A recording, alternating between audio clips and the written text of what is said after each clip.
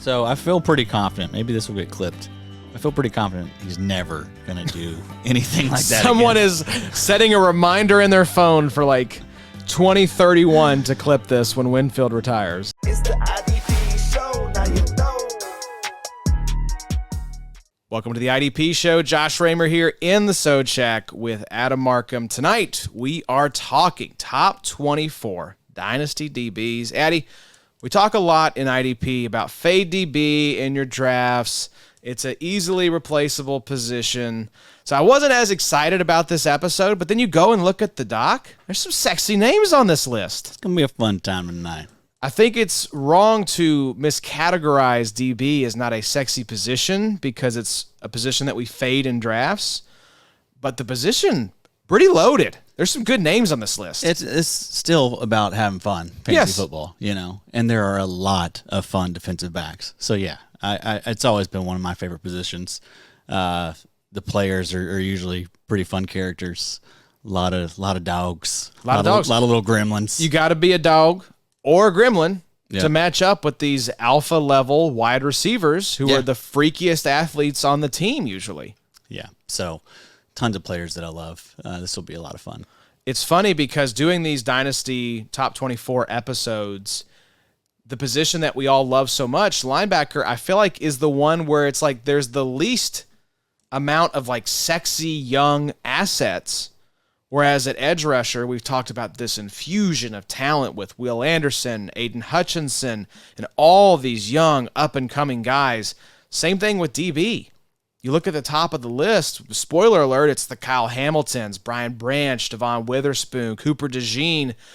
You go to linebacker, it's like, I mean, who are the sexy young linebackers out there that you're like fired up to have? Yeah. Quay Walker, Devin Lloyd, Jack Campbell. I mean, who's come in recent years that really sets your heart on fire? It takes them a while, it seems, these days to before they're really relevant. Whereas, defensive back, I mean, Brian Branch, Witherspoon, Kyle Hamilton. Jumping right in. And immediately elite. Yeah, it's a good observation. But, I mean, linebacker's just been weird lately. Yeah. I don't know. The guys I want are the old guys. Yeah. We haven't really had the vets. The best prospects lately since like Roquan, really, we hyped up Jack Campbell, but like, and we still have hope. I think it's just one of those things where we're in this sort of like in between period, right? Where a lot of these young guys that have come in that we're excited about have either washed out, a la Jamin Davis, or getting to Devin Bush, like changing positions. Zaven Collins, right. Isaiah Simmons, like they haven't worked out, or we're waiting for them to hit that point where it's like, all right, now we need to see something. Yeah. Whereas I feel like these edge rushers and DBs have been able to come in and contribute right away for NFL teams and for your IDP squads. Yeah. So even though we do talk about and do preach fade DB, you famously said don't simp for DBs. It's a sexy position. I think it's loaded with talent right now. Yeah, and there's a lot of like low-key talent, that people aren't aware of because these slot corners, man. Like it's becoming a real thing. They really are nice little assets to have in fantasy because they get a lot of tackles, they get a lot of PDs. Usually they're physical players. So, yeah, I mean, that's definitely helped, the position of DB overall. But, yeah, it's in a good spot right now. Let's get into it, Addy. I'm excited. We're talking top 24 Dynasty DBs tonight. And we're going to go basically in groups of 6. So we're going to have 6 packs here that we're going to talk about of these guys. We'll go in reverse order. Let's kick things off at number 24 with a name we've talked about a lot on the show, one of our favorite players in recent memory.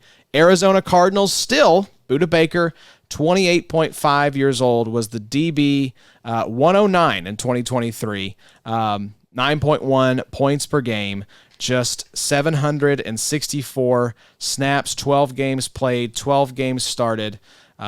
Jeremy Chinn, number 23, changing teams recently from Carolina to Washington. He is 26.4 years old. He was the DB 220 in 2023, 4.1 points per game, 12 games played, 8 games started. Best ball ADP right now, DB12. I mentioned that for Budda Baker as well. DB19, Budda Baker. Number 22, Keyshawn Nixon, Green Bay Packers cornerback, 27.1 years old, DB7. In 2023, he was the CB3. 13 points per game for Mr. Nixon, 17 games played, 13 started, and he is currently going as the DB25 in best ball drafts, the CB5. Another cornerback at 21 for you, Addy. Switching teams, L'Jarius Sneed, Tennessee Titans, 27.5 years old. Finished DB30, CB13 last year, 11.4 points per game. He is going as the DB26, the CB6. Couple more names for y'all here. Nate Hobbs. He is number 20 on the list, your CB4. He is 25.1 years old. Finished as the DB45, the CB19 last year, 12.4 points per game. 13 games played, 11 games started, going as the DB32 and the CB8.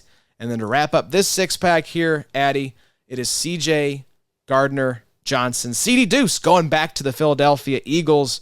26.6 years old. He signed a 3-year contract this offseason. He finished as DB247, 12.4 points per game, but only played 3 games and started in 2 last year. Currently going as the DB20, the safety 17 in our best ball drafts. There's some cornerbacks mixed in here. There's some old, wily veterans. Where do you want to start from this list? Yeah, let's start with old Budda Baker. All right. Old hat tip to old Budda. He's been a favorite of the show for a long time. Yes, he has. And he's 28 and a half. I think we've seen the best of Budda. If you look at career points per game, he's averaging 11.8 points per game for his career. So solid. But I mean, you think about Budda Baker, he gets a lot of hype, a lot of love. You kind of expect that to be, a little healthier, A little more. But that's just a position, right? Yep. It changes quickly. Right. It changes quickly, but also it's like, even if you have a player that is a lot of fun and is a lot of good, I mean, he's put up some great stats. The ceiling is still. Think about Winfield last year. Yeah. Bonkers year. Like a year that we probably will be the best year of his career. That'll be the best year of his career. But even with everything he did, it was still just 17 points per game in Big Three scoring. And Big Three scoring is a scoring that I think rewards soups up these guys a little bit. It's hard to make these guys valuable when you're tinkering around with scoring and stuff. But I kind of want to start with Budda Baker, just kind of give people a perspective. Like, even as awesome as Budda Baker has been for the last 8 years, I guess this will be his 8th year. It looks like it's still nothing to really, go crazy and try and go like out of your way to acquire. Like, I remember the days like where I was new to IDP and I definitely sent like some. I'll give you a future first for Budda Baker. And luckily, thank God it was declined. Thank God that door was closed in your face. Right. They didn't want to do it. But think about that. Think about the reality of that situation. Someone had Budda Baker and was not willing to ship him off for a first-round pick. Exactly right. And, I mean, I think anytime you get that opportunity, and there will be opportunities. Like, I think people are probably getting those opportunities now with, Winfield, Kyle Hamilton. Just cash out. I know these guys are fun, but the upside, it can only get so great with these types. Yep. I mean, I remember a few years ago we were talking about Budda Baker as a top 5 Dynasty DB, Dynasty safety. Right? He was in the conversation. Yeah. You had Jamal Adams, you had Budda Baker, all of the Jeremy Chin was up there as well. And now we see these two guys back to back here. You're still giving Chin, I think, some respect. He was unplayable, unrosterable, one of the worst probably DBs last year for IDP. Again, 12 games played, 8 games started for Mr. Chin. So wasn't like he was, like CJ Gardner-Johnson only getting 3 games in. 4.1 points per game, but a 10 RAS and still being drafted with a healthy amount of respect from the IDP community. DB12, safety 9 right now by our ADP. So I don't get the love for Jeremy Chin this offseason. I've got a lot more Derek Forrest than I do Jeremy Chin. But why make the upside case? What's the case for hope with Jeremy Chin? Well, Dan Quinn uses him like he used Donovan Wilson last year. and he plays upwards of like 80% of the snaps. If that happens, you've got like a really rock solid safety too with big play upside. Yeah, I get it. I think it's one of those things where it's like we've seen it in the past. Now it's like, all right, he's in a new place, good defensive coordinator, but it feels like this is the make or break year. Yeah. Like if he comes out and puts up another stinker, if he's sub 10 points per game, I mean, that's it, right? I mean, what are we holding out hope for at that point? It's definitely risky with him. And that's why I have him at 23 instead of, I don't have him top 10 or anything like that. But I updated these dynasty ranks after I updated the best ball ranks. And so I'm kind of thinking about how they're going to be valued this next year a lot. And that really matters when it comes to dynasty value. Because you're going to be able to sell these guys to contenders potentially next season if they start out hot. Dynasty rankings shouldn't just be a reflection of, when you think about... You don't just sort them by age. Yes, exactly. We can do that or production. Right. Or outlook for the upcoming season. Dynasty rankings in and of themselves have to factor in the market in a way that best ball rankings or, projections for the upcoming season don't. Yeah. In fact, I think that's a big part of dynasty rankings is like should be what does the market think of this player, because that infuses them with more value than players that the market doesn't look at as kindly. Yep. So I'm with you. I think if for no other reason, the market still really values Jeremy Chin. Yeah, and he gets the dual desi and sleeper, so that's going to help. Yep. It's the reason Isaiah Simmons is up there as well. But yeah, people are optimistic. Everyone's always like Jeremy Chin. He started out hot. Freak athlete.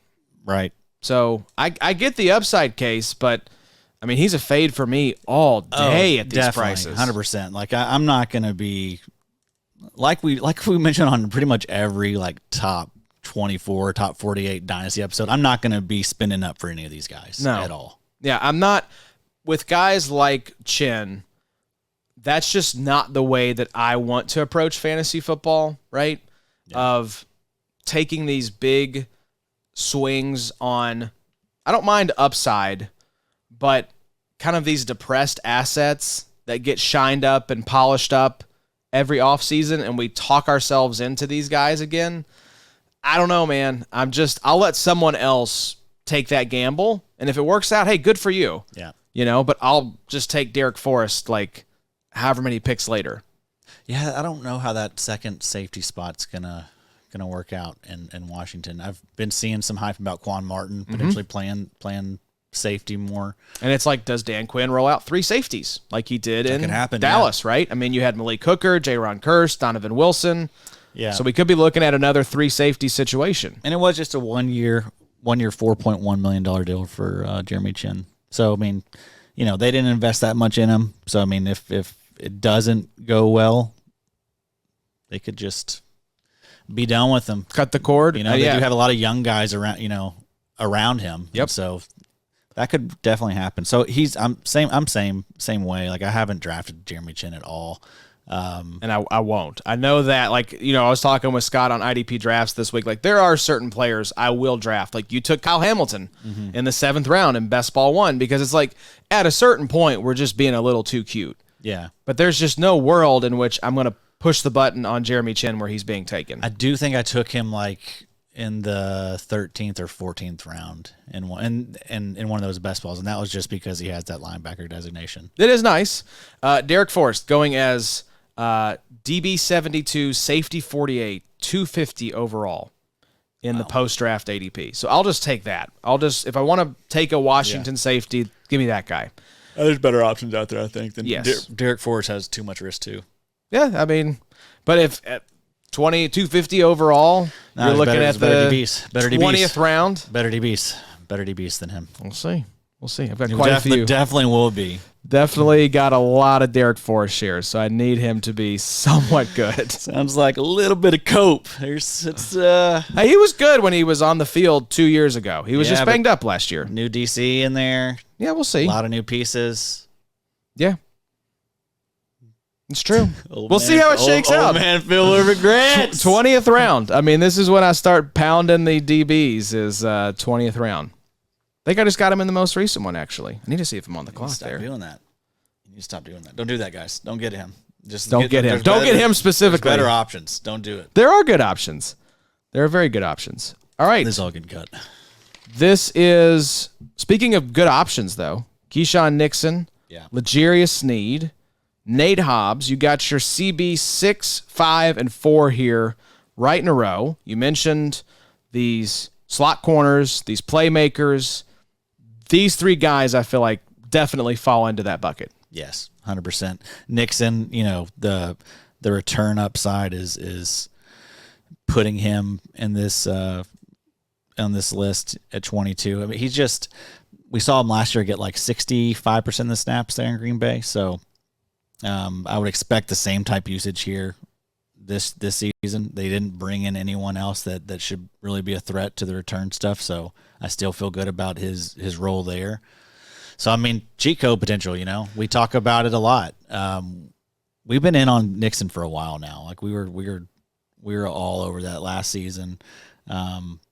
Yeah, he's another one of these guys that I don't mind overpaying a little bit. Like I've had to kind of spend some like 11th, 12th round picks on him just because like the secret's out. Everyone knows what's up. Everyone's looking at the log, and very healthy log, very consistent log. Do you think I was having this conversation with Scott. Do you think as a sort of fantasy football populace that we're overrating the kickoff changes, that we're underrating it, or that we're properly kind of sorting how this is going to affect fantasy football? I haven't really been thinking about it like that. I mean, I'm just kind of, how did it work out last year for him? Very good. Mm-hmm. Do I think it's going to be worse than that? No, it should be better. So. Yeah. So I mean, it should be good stuff. I mean, I'm not.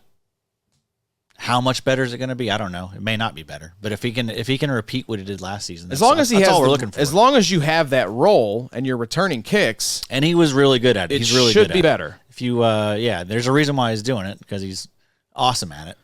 It's one of those things where I don't necessarily want to go crazy, grabbing all of these guys that could have kick and punt return because of the kickoff rule changes. But if you can nail the people in this scoring system that have kick and punt return duties, I mean, you're looking at game-breaking type of upside. Yeah, there's not a lot of them, right? I mean, you're talking about guys like Marcus Jones, Cooper DeJean, Dallas Flowers, Desmond King. Desmond King's a good one. Yep, they're in Houston still. They have a lot of depth there at corner, so I don't know what his role's in. Yeah, he could also be awesome. Ideally, you want the guy that's also playing cornerback. Yeah. Or another position, that's a huge key. Wide receiver, whatever. You don't just want to bank on the return role because that can change. Because, I mean, Nixon had that, but he wasn't getting the playing time on defense, and he was fine, but he wasn't anything special. Like, once they start getting both,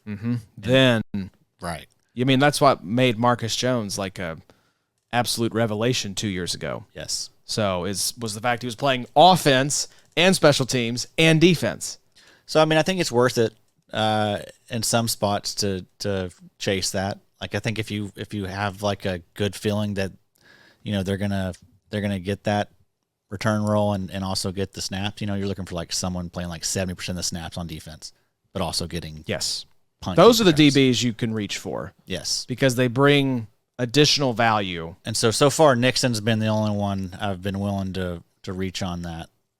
I did like Scott's call with Marcus Jones. I was going to ask, are you back in on Marcus Jones? Are you willing to like take a little late dart? Yeah, I mean, if you're able to get him like with your last pick, yes, sure. Yeah. But he was not good last year to start. And I think the snaps weren't what we wanted to see. New coaching staff. Yeah. He was injured last year, so I think there's reason for optimism with Marcus Jones, but that's just the gamble that you take, especially like in these best ball drafts where it's like we don't have waivers, we don't have trades, there's no dropping guys to pick up other dudes. Like if you're making that gamble, you better be right. Yeah. Because otherwise you may just have a guy that's playing special teams. And you don't want to be dependent upon that. May not even be doing that. Like it could just be like zeros every single week, which is that's bad. Yeah, you don't want that, especially if you're going late DB. You need those guys. If if You you're need going playing with time. you need don't. That's what we were talking about on the episode. Don't have these like speculative ads No. late in your draft. People go way too young in these best balls all the time just because they want to, get out in front of stuff. But, man. You got to nail the playing time. You got to get dudes that play. Nail the playing time, but also one of the things I like to do when I'm like looking at players or comparing players is I like to pull up their career. I like to look and see how they've done year to year, like their consistency and how many total points they're scoring every single year. That's usually a good indicator. Yeah. If you've been good in the past, Right. you probably will continue to be good. Yep. So, all right, let's before we move on to the next tier here, Addy, I'd be remiss if I did not bring up one of the OG dogs, C.J. Gardner-Johnson. He had the dog mask, right? That was C.J., wasn't it? Probably. I know it was kind of a thing there in Philly because they were the underdogs. I can't remember if C.J. was on that team. In my mind, he has the dog mask on, and maybe that's all we need. I don't know if he was on that team yet. He was in New Orleans for a while there, but he fit well there. I'm gonna Google C.J. Gardner-Johnson dog mask while you talk about what is your outlook for, because he's coming off basically a lost year in Detroit. So do we think, and that DB room, as we're going to talk about, has bulked up considerably in terms of throwing bodies to the problem. You got Reed Blankenship there. I think Sidney Brown will be back at some point. You had Cooper DeJean. You draft cornerbacks and you bring guys back in free agency. So it's just a very crowded DB room. But they did give him some nice scratch to come back to Philly. So yeah, and what do you think there? You also like that he got away, and they're like, man, we need this guy. Yes, we need this guy back. Let's get him back. So I love that. But he's a playmaker. If you're looking for a guy that's just going to rack up a ton of tackles, it's not Gardner-Johnson. 8% career tackle rate. 11.1 points per game, though. That's pretty good. And 0.219 career points per snap, which anything in the 0.2 range is very, very good. We'll talk about more guys that are in that range later on in this episode, but that's a very healthy rate for career points per snap. Usage-wise, surprisingly pretty solid. He has 70, actually not great. No, actually really good. Sorry. All right, we're back in, baby. 76% career snaps in the sweet spot. So it's because your font is an 8-point font. Eddie. Yeah, sorry. So a lot of slot snaps for Gardner-Johnson. He's played over 1,500 snaps in the slot.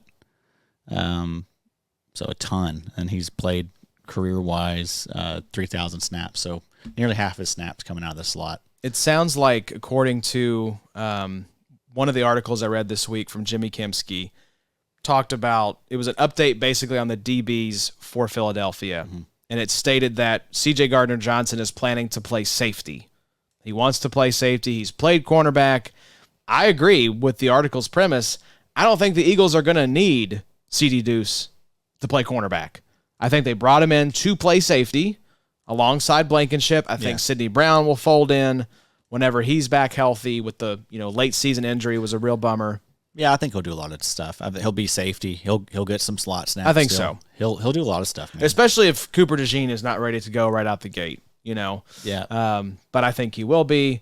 Who was the Quinyon Mitchell was the other cornerback they drafted. They brought back. I think they still have Bradbury and Slay, right? Yes. So it's like, that's a loaded DB room, but a lot of older dudes. Right. So we'll see how this works out, but Philadelphia has done a lot to address the issue with their DB room. Yeah, I still feel good about Gardner-Johnson, though. That's, he makes plays. It was the ski mask. Oh, okay. He was wearing the ski mask. So yeah, that fits well. That fits well, I feel like. So let's move on to the next six-pack of DBs here. And number 18, Minkah Fitzpatrick, Pittsburgh Steelers, 27.7 years old. He was DB 154, safety 71 last year, 8.5 points per game, 10 games played, 9 games started. Currently being drafted as the DB9, safety 7. Justin Reed, 17. On the list here, 27.4 years old. He was DB 20, safety 13 last year, 12.2 points per game, 16 games played, 6 games started.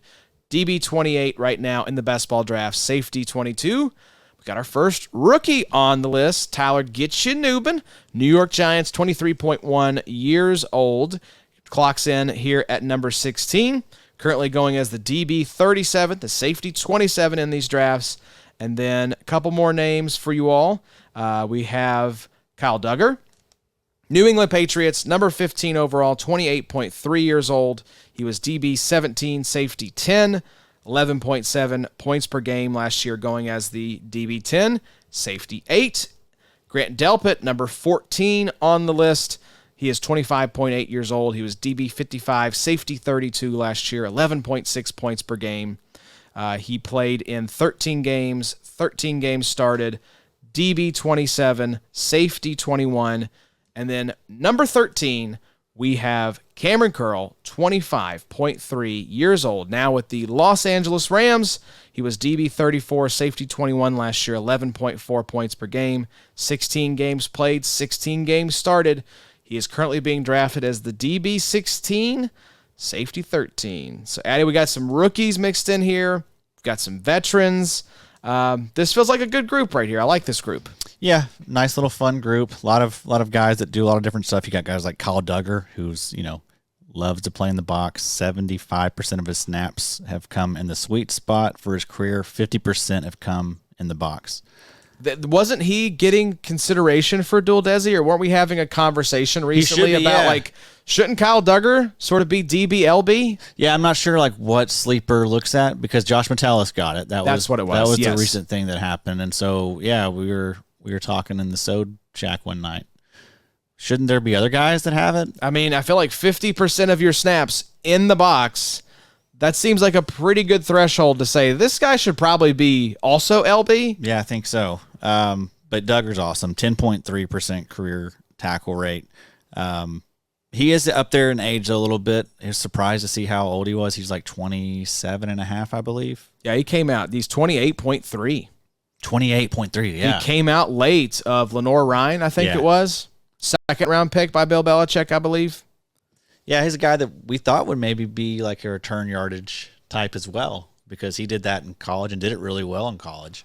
He's an NFL prospect playing for Lenore Ryan, so it's true. Like he's probably the best player on the team by a factor of about 10. That's a good point. But I love Kyle Duggar. Everyone seems to love Kyle Duggar, though. So I think he's someone that you could sell pretty easily if you're looking to get rid of him. DB 10, safety 8 right now in these drafts. The DBs, there's actually some decent DB options from New England. We mentioned Marcus Jones. Yeah. Christian Gonzalez is another guy that I've now that Bill Belichick and Tom Brady are gone, I'm allowing myself to draft Patriots once again. Yeah. So I've taken I have a Gonzalez share. I took a Marcus Jones share in this most recent draft. So some sneaky and then you got option. Peppers there. Peppers is still there, and Peppers be hot, and then Mapu. Marte Mapu is still there. Kind of interesting as well. I think he gets the dual desi. The linebacker room's really interesting too. Jelani Tavai. They give Tavai a big old contract, and he was low key good last year. I think he went over 100 tackles. And then you got Juwan Bentley, similar type player, good tackler. They brought in Taki.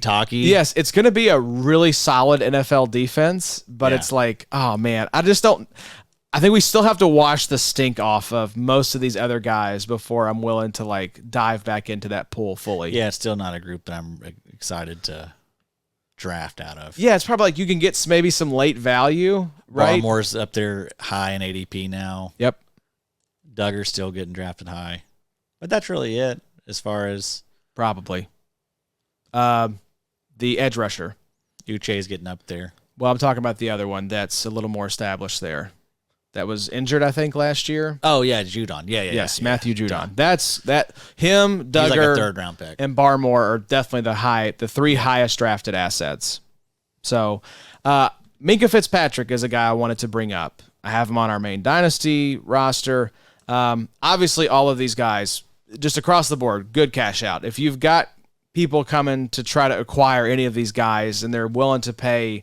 Cash out, yeah. Cash out. Just do it. Pick up Amani Hooker or Jordan Whitehead on your waivers. Yeah, just do that instead. Yeah. But Minkah, I think, down year last year, only 8.5 points per game, finished as the safety 71. So basically not even playable or rosterable. But here at 18, so is this kind of a tip of the cap to who Minkah Fitzpatrick has been? Do you expect a couple more elite seasons from Fitzpatrick? I think he's a good player. I think he, makes plays. I expect him to continue doing that, man. I mean, he's gonna be relied on pretty heavily there in Pittsburgh. They also got rid of Edmonds. Mm-hmm. I think that was a couple seasons ago. Terrell Edmonds. Yeah, but they got rid of someone else too. Anyway, he's a good player, man. He's been that his entire career. Just had a down year. PFF grades are always good for him. So also people like Minkah. They do. So he's one of the few safeties that has like name value. Going as DB9, safety 7 right now. There you go, man. I mean, that just speaks to like their value right now. And if they have value right now, you should sell them. Yeah, there aren't a lot of name brand, like household name brands in the DB world, and Minkah is definitely one of those guys. Right. So I think that comes from just being on the Steelers, sort of a national team. He's a playmaker. He's been good before. One guy I know you love, and talking about being kind of an OG fanboy of, Justin Reed. Yeah. Kansas City had an under-the-radar, very nice season last year. Yeah. Overall, safety 13, DB 20, 12.2 points per game. And I don't know why. What's he going in drafts right now? He is DB 28, safety 22. Yeah. People still don't like him. Do we expect anything to change there? No. They brought in Jaden Hicks. Yeah. Maybe people are scared of that, but he's going to be fine. Jaden Hicks is just like insurance, I think, for if Justin Reed were to bounce. Well, he's a UFA in 2025. Yeah. So that is... I feel like they'll try and, draft and replace. I feel like they'll try and work something out with him. But, yeah. If not, I think as long as he plays well this year, stays healthy, I think even if he is on the way out, he'll find a job somewhere else. Yeah. 27.4 years old. Super Bowl winner now. Yep. Maybe might be a 2-time Super Bowl winner. 9.63 RAS. Wait, has he been there? He's been there for 2 years. Yeah, but they won it. Did they win back-to-back? I think they went back-to-back, didn't they? My gosh, I can't even keep track of it anymore. I think they did. Maybe they didn't. They beat they won last year against the Niners, and then didn't they beat the Niners again? Maybe that was another team. It's hard to keep track of all these Super Bowls when you have children, people. Yeah, it really Just is. be thankful our brains are still functional at this point. Tyler Nubin cracking in here. Get you Nubin. Do you have any Nubin shares across your leagues? Yeah, I think so. I got him like late in a few spots, like 5th round. That happened in a few places. So yeah, I got him there, but no, I wasn't really. Is he the rookie safety for 2024 that you're most excited for, or is there somebody else? No, hell no, it's Cole Bishop, baby. That's true. Yeah, that's why I don't have a lot of Nubin, because typically I was taking Cole Bishop 4th round, and you're not going to double up on safety, right? But I would tip everyone off like then Nubin would immediately go. Yeah, pretty much. You would start the within safety next round. 5. Yeah, but I would usually take. I got a lot of like late 4th round Cole Bishop. So Cole Bishop's going as safety 25 right now in our best ball drafts. Getcha Nubin is going as safety 27. So the market views these guys very similar. I think I'd rather have Nubin next year. I don't know. Both these guys should be playing out the gate, I would think. I think the guy that seems like he has the most likely path to snaps is Cole Bishop. I mean, both of your starting safeties gone. Yeah. Between Jordan Poyer and Micah Hyde. Yeah. But it's like, who was it? Pinnock and then... Is it Dane Belton still there? Belton. There's not a lot going on in the safety room. I think they're going to get him in there immediately. Yeah. But and then the Bills brought in L.A. Who was it they brought in? They brought in some veteran presence there. But I feel like Cole Bishop, Yeah, I expect him. I expect him to be fine. The role is there, I think. If he's good and he can play, I think that job is his. Yeah. I just figured people would be more hype on Nubin to start. That's just a little surprising to me. Yeah. People will be listening to you, getting him some Cole Bishop. Is this all part of your hits? I hope he hits, man. Is this all part of your Newbin undercover scheme to get you some Newbin shares? No, it's Cole Bishop all the way. Cole Bishop all the way. We'll baby. get to Cole Bishop.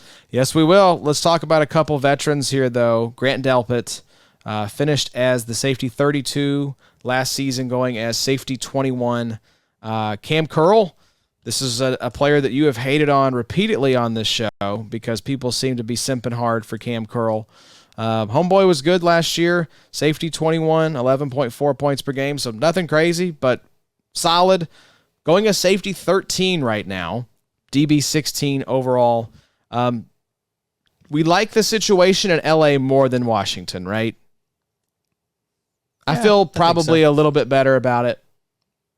Yeah, he was good in Washington. He was. It's just the unknown. But I think he's going to be fine. I mean, he played 66% of his snaps in the sweet spot for his career so far. 40% of those snaps have been in the box. So good usage, really good usage. I expect that to continue in LA. And yeah, I think that he's going to be a fine safety for us in IDP, but more of like a safety 2 type. Yeah, I think the conversation with him is like I don't want him like as my top safety 3, one. top 4 safety. And it's like, I view him as like that. Not ever been that. Yeah, what are we doing? top tier safety too. Like he's in that safety 13 to 16 range in my mind. I'm fine with that. Yeah, Totally fine with that. Still not going to be drafting him. Yeah, of course. For what it's worth, our lads does have Cole Bishop as the starter right now in Buffalo, alongside Taylor Rapp. Yeah. That was the veteran they brought in. What's Taylor Rapp's ADP? I'll look it up. They have Mike Edwards and D. Delaney there, DeMar Hamlin. Oh, boy. Did you see where, I think it was the ESPYs, one of the speakers said, I should have been dead by now, or I should have been dead many times over, and they panned to DeMar Hamlin. It's like, can the man just not chill? Just give this guy a little bit of a break. Taylor Rapp is DB 51, safety 35, going at 214. That's great. Post-draft. That's great value. So you can have Cole Bishop. So, yeah, Taylor Rapp 214 overall, or you can have Cole Bishop at 202. So basically 1 round earlier. So at that point, you just flip a coin. I mean, I think both of these guys should be good. Cole Bishop could come out the gate great too, man. I mean, we will be so excited if he does. That would be really cool. That'd be really fun. Let's go to the next 6-pack of players here, Addy. We're kicking things off with the Chicago Bears safety, Jaquan Brisker, number 12. He is 25.3 years old, finished last year as the DB 26, safety 16, 12.4 points per game. Played 15 games, 15 started. Currently going as DB7, safety 5. The aforementioned Cole Bishop is at number 11, 21.7 years old. He is currently going as the DB35, safety 25. At number 10, Javon Holland, 24.4 years old. Finished last year as the DB69, safety 37, 11.7 points per game. 12 games played, 12 games started, going as DB18, safety 15. The newest Green Bay Packer clocks it at number 9, Xavier McKinney, 26 years old, finished last year as the DB13, the safety 9, 12.5 points per game, 17 games played, 7 games started. The best ball ADP for Mr. McKinney, he is DB8, safety 6.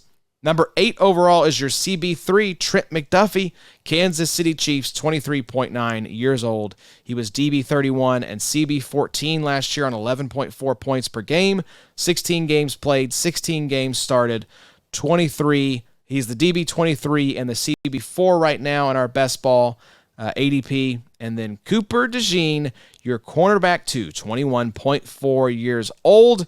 He is going as the DB11 and the CB3 right now in drafts. Wow. Let's just start right there. As much as we love Cooper DeJean, and we love Cooper DeJean on this show, the hype's a little out of control right now. For 2024, yeah. Yes. Yeah, it's love him for I have him on the Dynasty roster. Took him in the rookie draft. You took him in what round? 4th round, I think it was. Yeah, that's great value. So, but still. Been seeing some 2nd round Cooper DeJean, though, too. That's too much. Yeah, that's a lot. That's too much. Just because I don't want to take a player in the 2nd round that I have to park on my bench for a year. And it kind of feels like I drafted Cooper DeJean with no expectations of plugging him in this season. If he does, that's a cherry on the sundae. Yep. This is a dynasty asset I'm excited to have because of the kick and punt return upside, because of the freaky athleticism. He's a guy that I want. Yes. But the hype for 2024 is getting a little out of control. Yeah. I think that's just the kick return stuff, maybe. Maybe that's everyone. That whole thing is getting hyped out of control, just in general right now. But yeah, Cooper DeJean, that is nice that he does that. And if he, continues to do that for his career and also is what we think will be one of the better defensive players in the league, I mean, he could have a ceiling like we haven't really seen a defensive back. Mm-hmm. If he ends up being just a stud slot corner, but also is like racking up tackles, getting PDs, but returning punts and kicks as well. Yeah. Putting that freaky athleticism to use. Because he is one of the better tacklers at defensive back right now. And then he's definitely one of the best athletes. Yeah, at Iowa, his tackling grade was 76.6, 89, 76.6. So, pretty good. Yeah. A lot of blue and a lot of green on the PFF grades for Mr. DeJean. So, super excited about him. You also love that a smart team like Philly takes him. Traded up, I think, to get Cooper DeJean in the second round. Shouldn't have been there, probably. No, I was shocked. I remember having the first round reaction show after the draft, like, what happened? Like, where was Cooper DeJean in the first round? So, there'll be some teams that regret that, I'd say. Yes, it's the Eagles. This is what they do. Trent McDuffie, I want to give a little bit of love here. You had L'Jarius Sneed earlier. We love L'Jarius Sneed, but the Chiefs let him walk, I think in large part, because they know they have Trent McDuffie, who was really solid last year. Yeah. And especially in CB-required leagues, I mean, Trent McDuffie, you have him as your CB3. That's exactly where I see him. He is a top 3 dynasty CB for me. Yeah, and you just expect him to kind of get that slot role there in Kansas City. And we saw how profitable that was for L'Jarius Sneed for the past 3-4 years. So expect the same thing for McDuffie. He's just kind of built to be a slot corner. I don't think he's really he probably could, but I don't know that he's big enough or physical enough to be outside.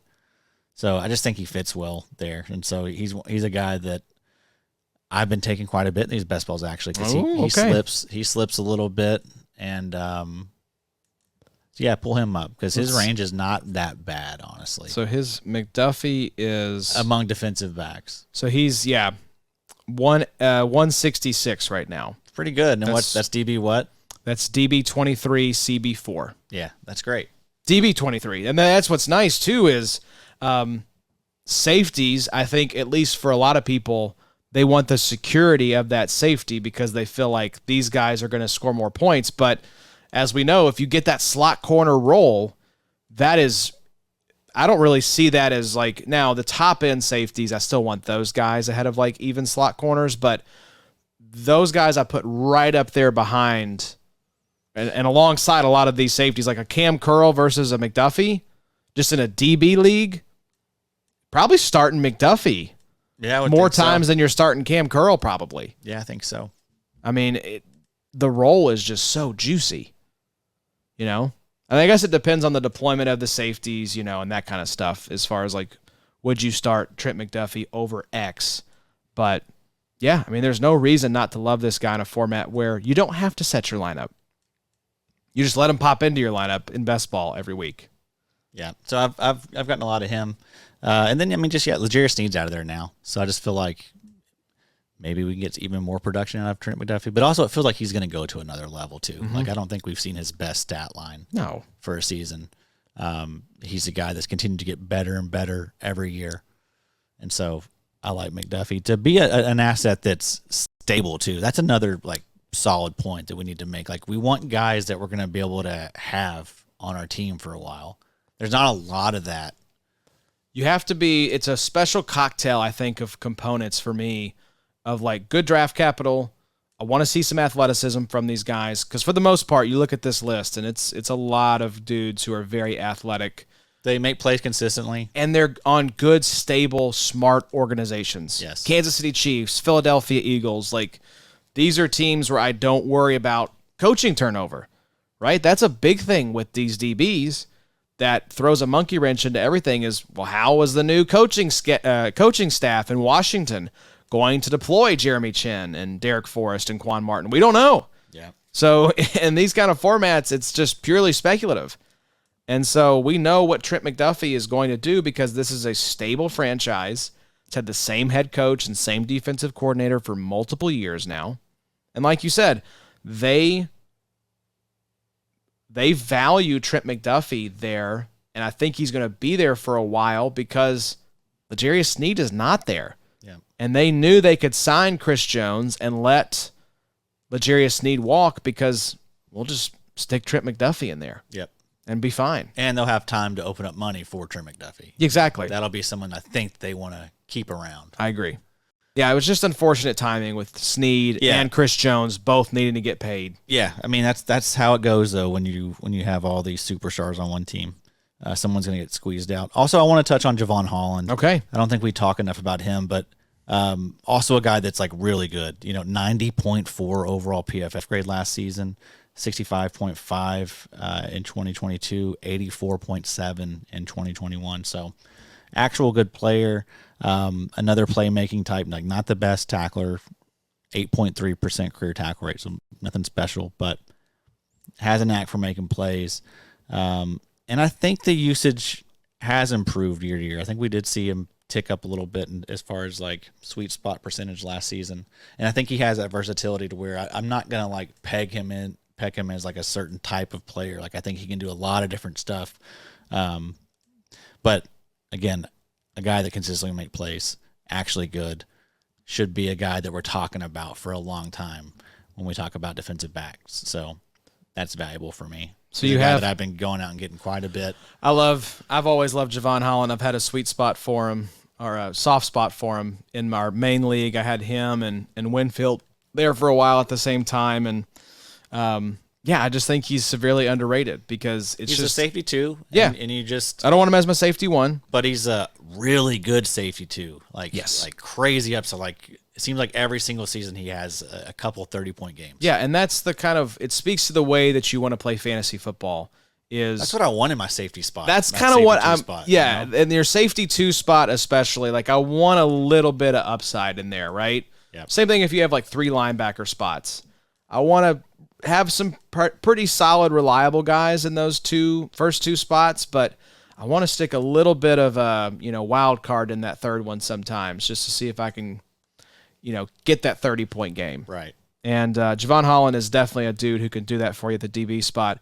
Anthony Weaver is the new defensive coordinator in Miami, so that will be interesting to see how that defense changes because you had Vic Fangio there. Fangio's gone now to Philadelphia.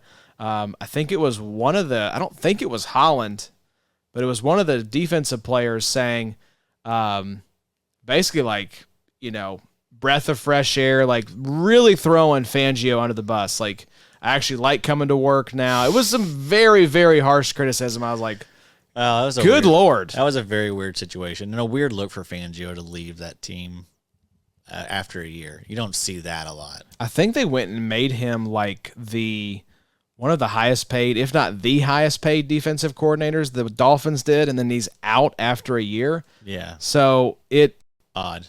It just felt like there was something wasn't right. Yeah. And if the players are coming out and saying that, but typically it's like the coach is a hard ass. They don't like him. He may be like, dresses down players or benches guys. And that probably all tracks for him. Yeah.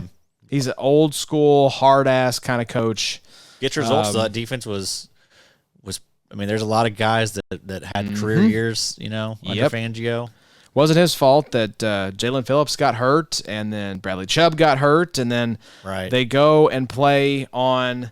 Within like the negative 30 degrees. I mean, they're not. That team's never ever going to win. Yeah, that team is not built for that at all. Not at all. So, but that defense is, it's going to be an interesting year in Miami. It's going to be a challenging year. I think that's one of those teams you could see really bottom out and go like 5-6 wins just because, couple injuries here and there. I mean, you notice Tua doesn't have a new contract yet.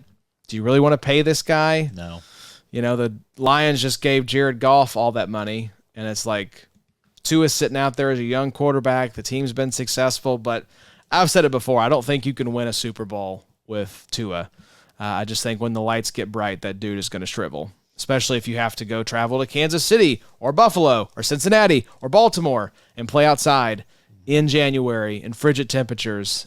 Stringing off 4 wins in a row or 3 wins in a row. I don't think it's happening with Tua. You're just not happening with Tua. That's not a guy you can go to war with. I wanted to give a shout out to Xavier McKinney. This was a guy, I think, along with Bobby Okereke, who played 100% of snaps last year. So how much of his production was just the fact he was on the field for every single snap? And how much of it is he's actually good? 4 years, $67 million to be the new starting safety for the Green Bay Packers. I mean, as far as like investment, opportunity, I mean, Xavier McKinney, I don't see any reason not to copy and paste the stats if he can stay healthy from 2023. Yeah, I think so. What was it? He averaged like 12 points per game last season? 12.5 points per game last year. So, I mean, that could even go up potentially. I think that was the best of his career. So, I mean, I think, if he does that again, I think you'd be happy with that. 43% of his snaps have come in the sweet spot. I don't know if we've broken down the sweet spot. Sweet spot is snaps on the defensive line, in the box, or in the slot. Yep. So those snaps that are closer to the line of scrimmage. That's what we want. I mean, that's where the production comes, is really from those 3 kind of areas. Right.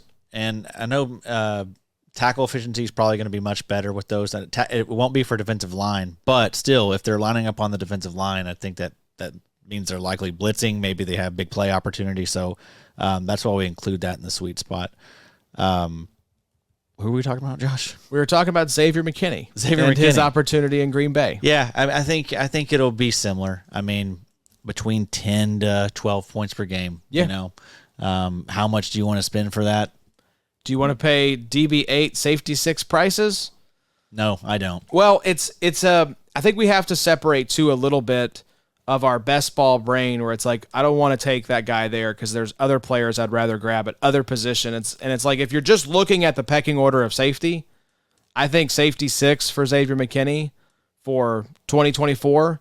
Yeah, I don't have any real qualms with that. Fine. It's fine. It's just that there's not much of a difference between like safety 6 and like safety 16 or safety 26. Once you get past the kind of top 3 or 4 guys, it's like just a big fat middle. Like I could spend up safety 6 for Xavier McKinney, or I could take Justin Reed at safety 16, and I'm sure there's a really good example I'm missing at 26.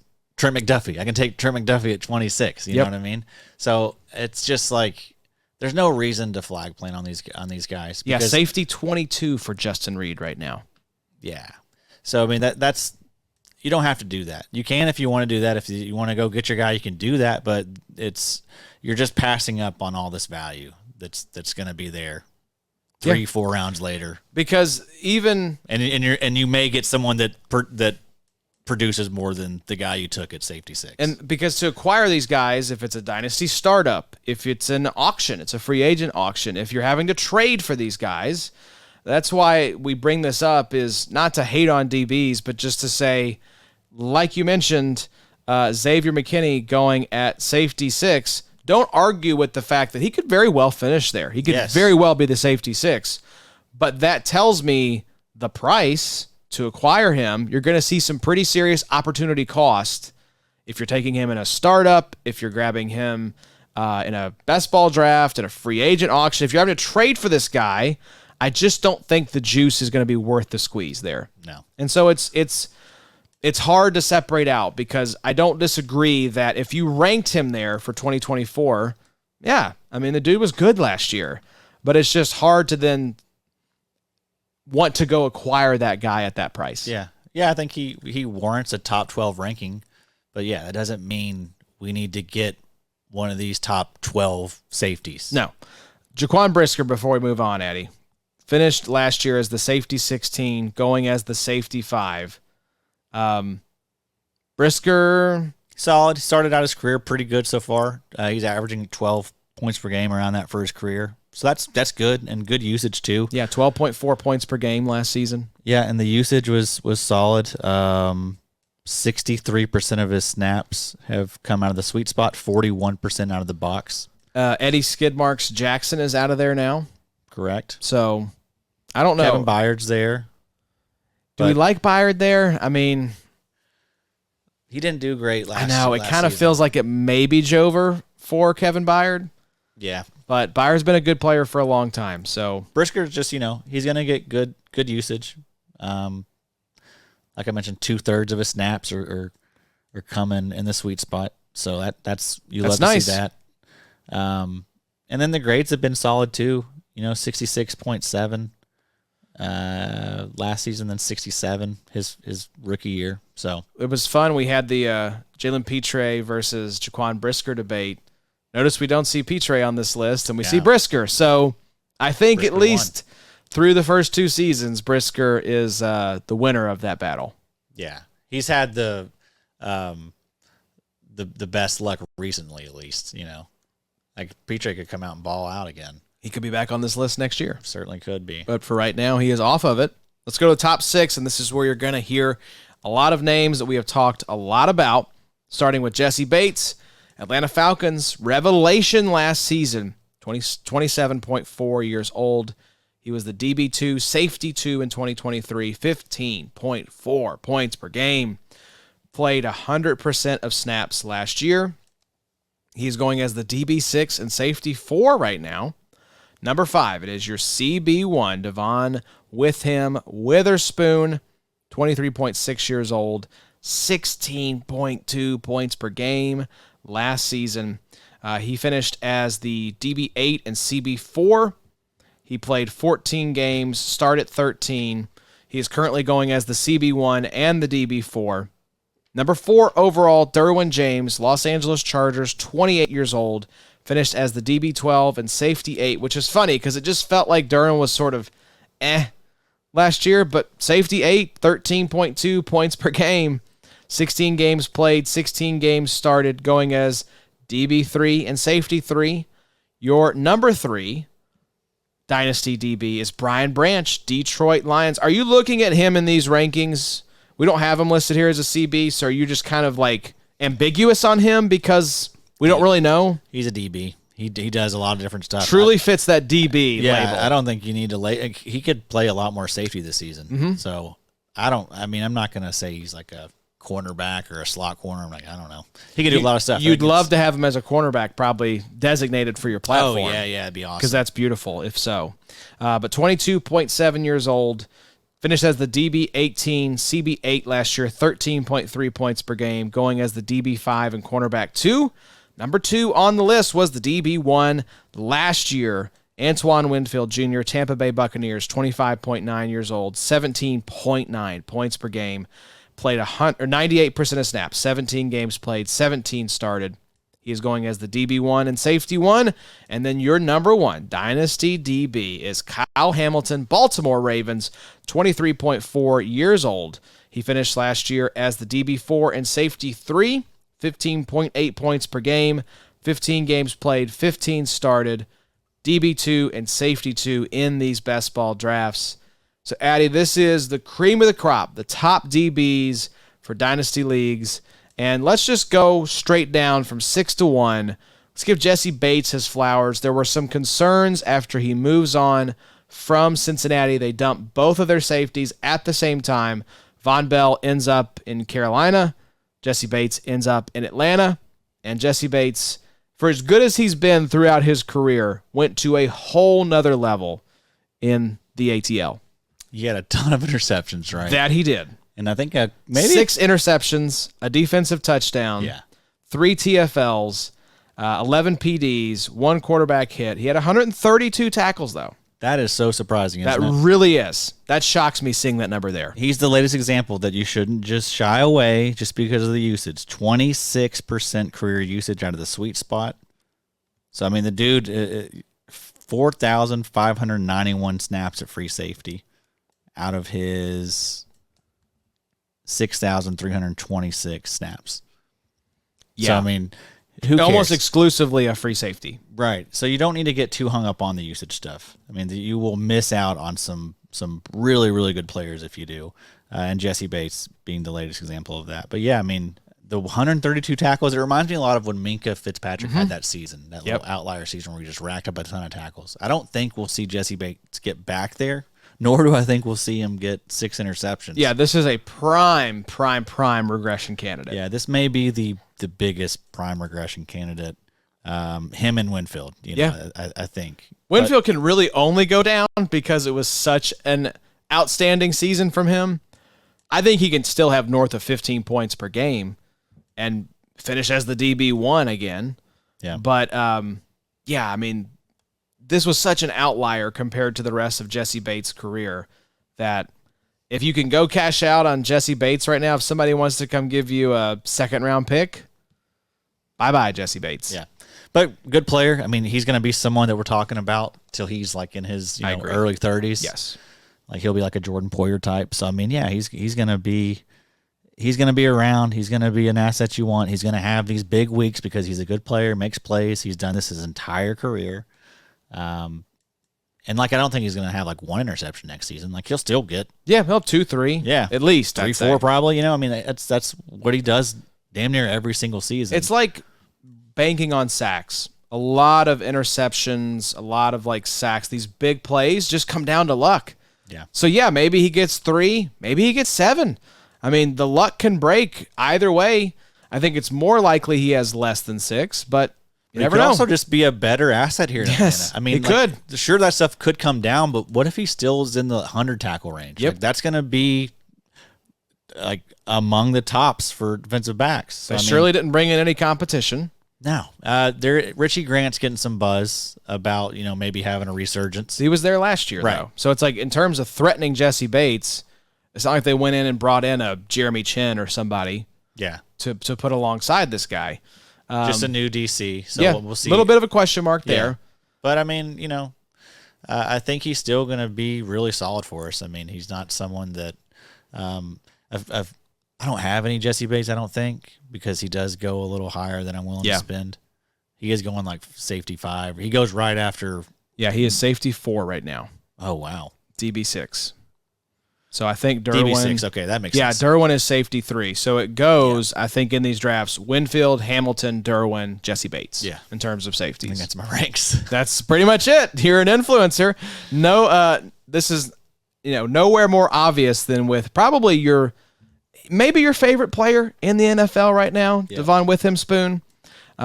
Just a revelation last year. 16.2 points per game, 91% of snaps, 883 snaps for Witherspoon, 79 tackles, 8 TFLs, a pick, 3 sacks, 1 forced fumble, a defensive touchdown, 16 PDs, y'all, 4 QB hits, and 97 interception return yards. I love the dude. I love the dude. He's just a stone cold stud, dude. Yes, and he's like what I love about football. Just guys like this. He's not the biggest dude, but boy, he is not afraid to get dirty. Not afraid to get in there and make tackles. And when he does, like it gets everyone hyped up. Like he is a tone setter for the defense. And good God, you got a baller head coach in there now. Yes, Mike McDonald. So, I mean, this is going to play very well for Witherspoon, I think. He could be, if they're able to kind of have this resurgence of like a Legion of Boom 2.0, right? I think Witherspoon will be that Richard Sherman kind of beating heart face of that defense. Yeah. Yeah, he does everything. I mean, the 16 PDs, that's crazy. Like the guy just played 14 games last season, so he missed 3 games and still put up just outrageous numbers, like good tackle numbers, made big plays, like had sacks, had TFLs. Look at the grades. 84.1 overall, 90.8 pass rush grades, 79.7 in coverage. Yeah. He's awesome, dude. I love me some Witherspoon. As we know, he's one of the guys that I'm not afraid to take, like in the 8th, 9th round of these IDP only best balls. Let's see where he's going. And definitely more in the IDP madness format, like, where we don't have as many spots. You'll be on the Madness mock draft episode next week. And I did take Witherspoon in our first mock. Yeah. So the UCDB, I think you took Witherspoon in the 8th round. Yes. Do you think DB's more important in a format like Madness where we have a little shallower rosters? I think so. I think so too. Yeah. Because you also have to play. It's this kind of interesting game of like, now is everyone else going to be thinking, hey, take DB early? So do I jump in and grab DB, or do I just scoop up all the value that's there because DB's being taken early? So it's an interesting game you have to play. There's just a few guys that I want, really. If I can get one of those top guys, Caham, Winfield, Brian Branch, Derwin James, Witherspoon. If I can get any of those guys,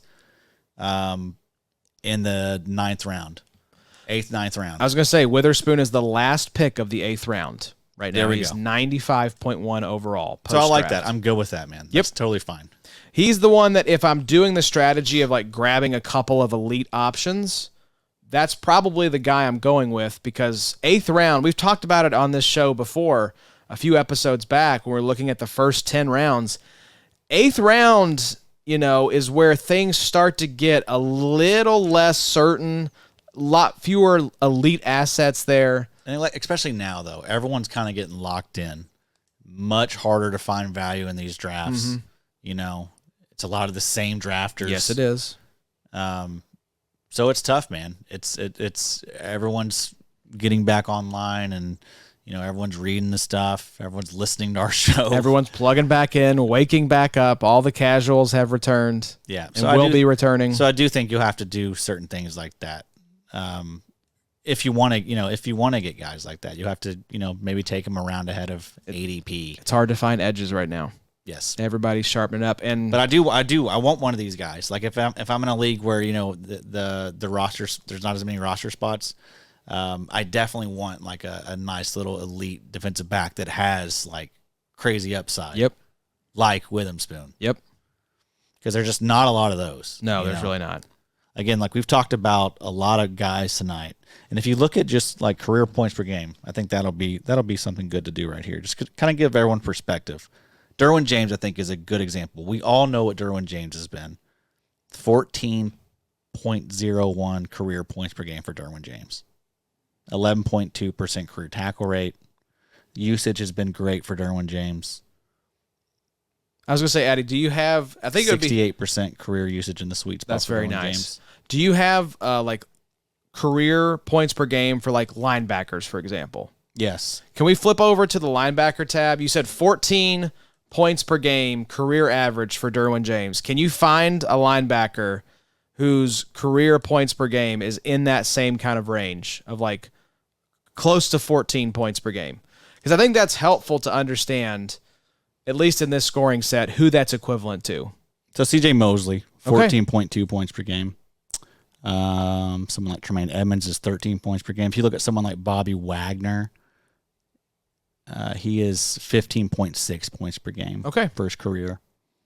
So that's, that is arguably the safety one over the last 5 years is Derwin James. And he's right there equivalent, neck and neck, career points per game with like a CJ Mosley. Fred Warner, 13.6. Okay. So he's more valuable than Fred Warner. Yeah, that's what we're saying. That's what we're saying. Here first, folks. But we know Fred Warner is aging very nicely. Yes, he is. That career points per game is going up for Fred Warner. And I don't think it's going up for Derwin James. That's what I was going to ask. A lot of like buzz, kind of concerns, question marks about Derwin James maybe being a little bit on the decline. 28 years old. How are we feeling about Derwin James right now? This is a Dynasty episode. I think we're optimistic for 2024. I think it's a defensive coordinator upgrade.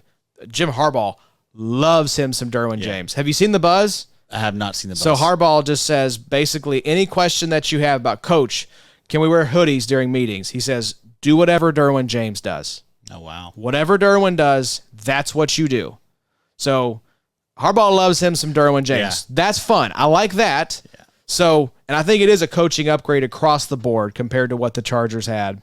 It sounds like the new head coach is already smitten with Derwin James. But how do we feel about Derwin for Dynasty? I feel good, actually. I feel really good about him. I think he's a great buy. He reminds me a lot of like Harrison Smith, the way Harrison Smith aged, to where he was just, continually putting up these really good seasons in his, early 30s. I think Derwin's going to do the exact same stuff. But yeah, I've heard all the buzz about LA. I think it was Coleman that was talking about it. Good things going on there. Everyone's hyped up. The defense especially is hyped up. The juice is back in the building. Sounds like old doofus was bad news. Yeah. Wasn't Staley. Staley, yes. Yeah, Brandon Staley was just a little out over his skis. Yeah. In terms of, you're probably a really good defensive coordinator, but head coach, you're just not a good fit. Yeah. I like Derwin James. I think he's probably more affordable than he's ever been because, I think people are going to, look at the age and kind of assume the same stuff. Like the decline's coming, but I don't think it's going to be much of a decline. Like I think he'll still be, in this 12 to 14 point per game range. And that is very, very good for a safety. Worst PFF grades of his career last year. It's all right. So it's a little bit of a concern. Mess of a team. He did play his second most snaps ever. Did you realize that? 1,027 in 2018, 1,001 last year. So just kind of interesting. I will say, though, looking at the grades, they have actually declined every single year of his career. Yeah. That's kind of interesting. Yeah. So 88.3, 82.3, 78.1, 77.3, 60.1. So Still we'll solid, see. Though. Yeah, I mean, I think he has tough tasks, man. They put that dude on usually the team's best offensive weapon. he's a Swiss Army knife. That's a tough job. Yeah, he's asked to do a lot. So we'll see. I do want to see this turn around a little bit. I mean, this is a good situation they're in. You've got a good head coach, a good defensive coordinator in there. I want to see. Let's see a nice little. He was safety 8. Think he can get top 5 safety this year? Sure. I want to see that. Let's see that, Derwin. Come on, baby. That's very much in his range still. Let's bounce back here. Top 5. He's going to be good though. I feel good about Derwin James for another 4 to 5 years, right? Like, okay. I view him like I view like a Roquan. Okay. I know there's a Canadian right now who's very excited. John Macree's pumping his fist. I think he has Derwin as safety 1 for 2024. Fine, man. He's going to be. We're going to be talking about him for a long time. Yeah, put the jersey back on the wall, Jace. Let's get it back up. Is he worried? He took it down. Wow. Yeah, let's get it back up on the wall, Jace. You can do it. But I mean, the hype is like, it is. It's a little much as far as like, again, like 14 points for his career, points per game. Yeah, that's not that great, guys. We started off this episode really hyped about the DBs, and here we are, as always. Still like these guys a lot. Like them. Don't love them, though. Right. Don't sim for DBs is what we're saying. Yeah. Same old message. You same old. Brian Branch is number 3, Addy. Again, truly a DB in every sense of the word. You think he might play a little more safety for Detroit? Now, historically, this has not been the case. But in terms of well-run organizations over the past 3 to 4 seasons, I would put the Detroit Lions up there as like a healthy, functional, well-run organization that drafts well, that has performed well. So I think he is in a good spot to succeed. I feel very, very confident about Brian Branch long-term. Yes. Yeah, I mean, year 1 blew all expectations away, I think. Same thing with like Derwin James. Like they would put him on a lot of teams' best offensive weapon, and he did a great job. Every Detroit game I watched, dude was making plays and making it tough for whoever he was guarding. So, yeah, like Brian Branch, I mean, that the defensive back room isn't as strong as it was last season. I don't think, as far as like safety and slot corner goes. I really, really like Teron Arnold in there. I was going to say, they brought in Arnold, they brought in Ennis Rakestraw. And they brought in Carlton Davis. Yes, that was that. Outside corner, yes. They did really, really well. So I think you might be right. I think you think the slot role is still there for him, though? It doesn't feel like that's a super crowded room or position. But safety-wise, I mean, that's not Tracy Walker's out of there. CD Deuce is out of there. Yep. I think it'll be very interesting to see, because platforms like RSO will have to look and weigh the thresholds that we have to see, is this guy, does he need to be classified as a safety? Does he need to be classified as a cornerback? We'll be very interested to see that alignment data from 2024. Yeah, but he's an awesome piece, man. I think that I expect him to be like, on this list for a while. Like, I think that anytime you have a guy come out and ball out like this year 1, you do want to like kind of pump the brakes a little bit because of what we saw last year with Jalen Petre and stuff. But like, I don't have the same concerns I have when it comes to Brian Branch, just because like the dude probably should have been a first round pick. I think there was a lot of conversation about that when they took him in the second round, that they were like, oh, this guy should have been who they took instead of Jack Campbell. Kind of sounds like Cooper DeJean all over again. Yeah, right, exactly. So he's just in a good situation, and I think he's a great piece. So scores well, yeah, good tackler, grades well, 78.1 overall grade, 76 in coverage. So I think this guy's only going to get better. That's what's exciting about these guys like Witherspoon and Branch is like, boy, they really outperformed expectations in year one. So what's year 2, 3, 4 going to look like for these guys? Right. Yeah, and Branch, talking about usage, 90.6% of his snaps came in the sweet spot. That has to be among the highest in the league, I would think. Oh, yeah. But 530 snaps out of the slot, 35 on the defensive line, 102 in the box, 34 at free safety, 35 at corner. I wanted to see where the R-Lads depth charts, shout out to R-Lads. That's a really thankless, tough job. But I don't want to treat this as like gospel, but it is, interesting to see where they have players right now because free agency's pretty much over. Obviously the draft is over. So rosters by and large are set at this point. So they have Carlton Davis as the left cornerback, Terrion Arnold as the right cornerback, Afeti Melifonwu and Kirby Joseph as the starting safeties, and Brian Branch as the nickelback. Yeah. So we'll see how that shakes out. Another player we like from last year, Melifonwu. Yes. Very fun. Yeah, he was someone that I wanted to put in this list, but I want to see it just one more year with Melifonwu. But yeah, no one ended the year hotter than Melifonwu. He was very hot. Let's talk about the top 2, though. You have Antoine Winfield Jr., who was obviously setting the world on fire last season, 17.9 points per game. You have him as your Dynasty DB2. I'm sure this is just because of age. Yeah. About 2.5 years older than Kyle Hamilton. Yes. And, I just don't know. Again, last year, what he did, there's no way he's going to put up those type numbers again.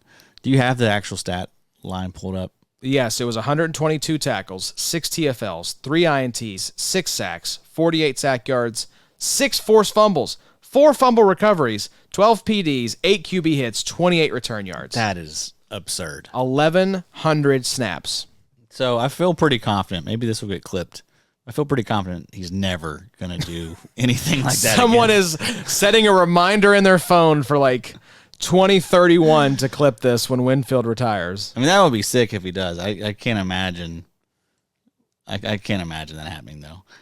So, yeah, I mean, the age, with him being a couple years younger than Caham. But also, I just feel like Caham is going to be the type of asset we want.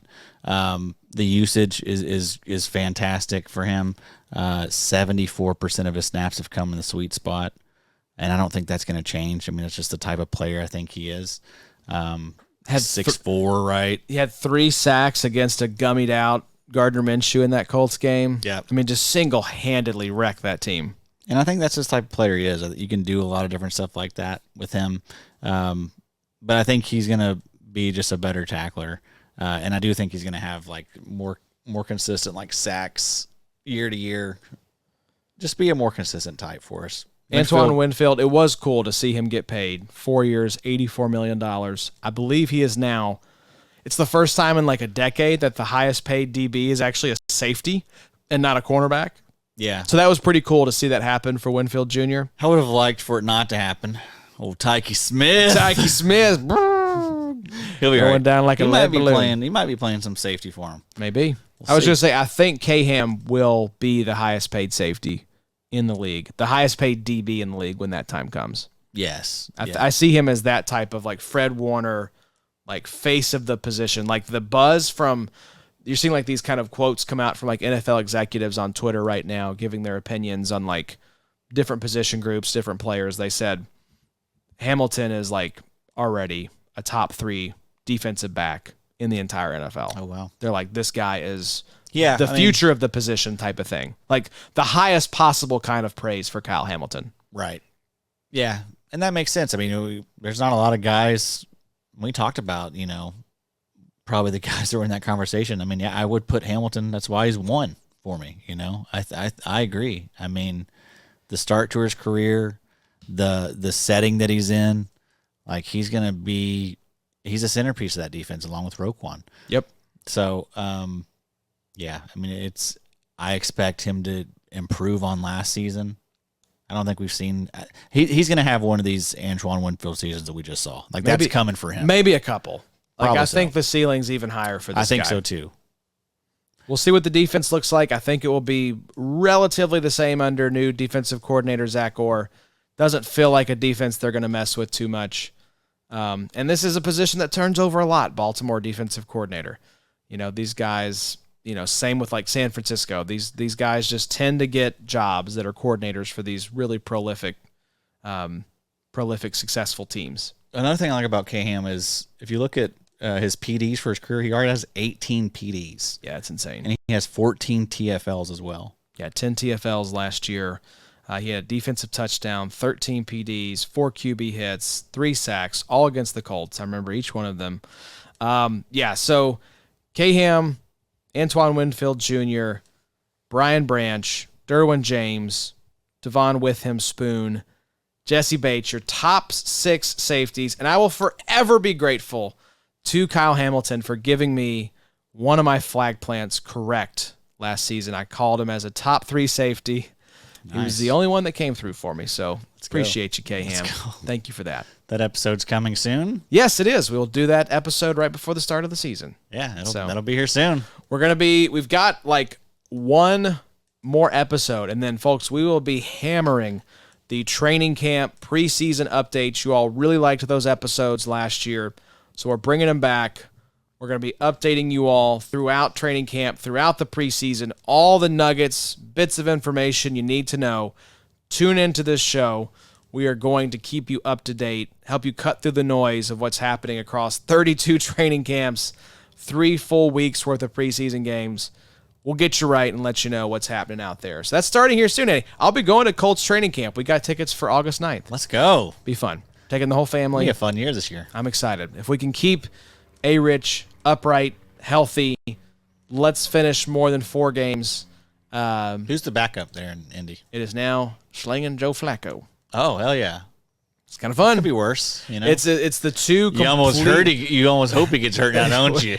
It's the complete opposite as far as like both these guys have big arms, but Joe is like a net negative in terms of like scramble ability, whereas Richardson maybe like top 2 or 3 at the position scramble wise. So yeah, it's true. A very polar opposites. Yes, very interesting dichotomy between those two guys. There's always those rumors like Flacco wasn't the friendliest quarterback. He wasn't he's like, I'm not here to mentor. I think he actually said that. I'm not here to mentor.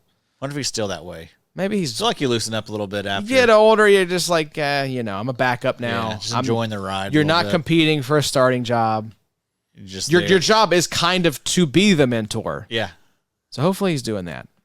I'm excited. I mean, I like Gardner just fine. I wasn't sad to see him go. Yeah. Happy Joe's in the building. Gardner going to be the starter there? I think it's going to be Aiden O'Connell. Really? Yeah, I think if it's close, I always just lean towards give it to the young guy.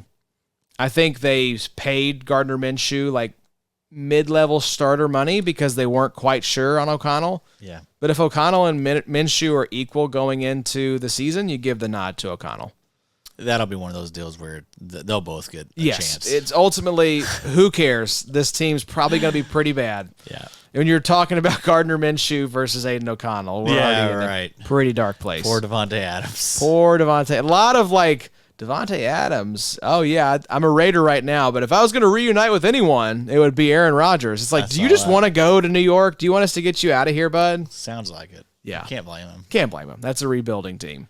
So thank you all for tuning in. Top 24 Dynasty DBs. We hope you all enjoyed this episode. We've got top 24 Dynasty edge rushers and top 48 Dynasty linebackers as well. So if you haven't listened to those, go back and check those episodes out.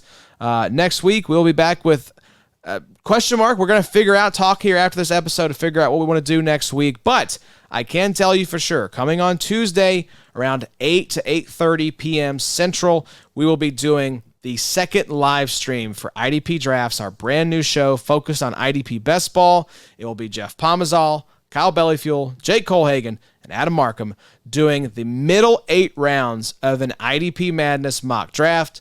We started that draft on the first live stream that we did a couple weeks ago. So make sure you go check that one out and then tune in on Tuesday. There's a podcast feed. So wherever you listen to your podcast, you can get IDP Drafts in there. Very fun show, Eddie. I think you're going to enjoy doing it. Lots of fun. I enjoyed commenting on the last episode, so I encourage everyone else to do the same. Get in, comment, ask questions. It makes the show much better.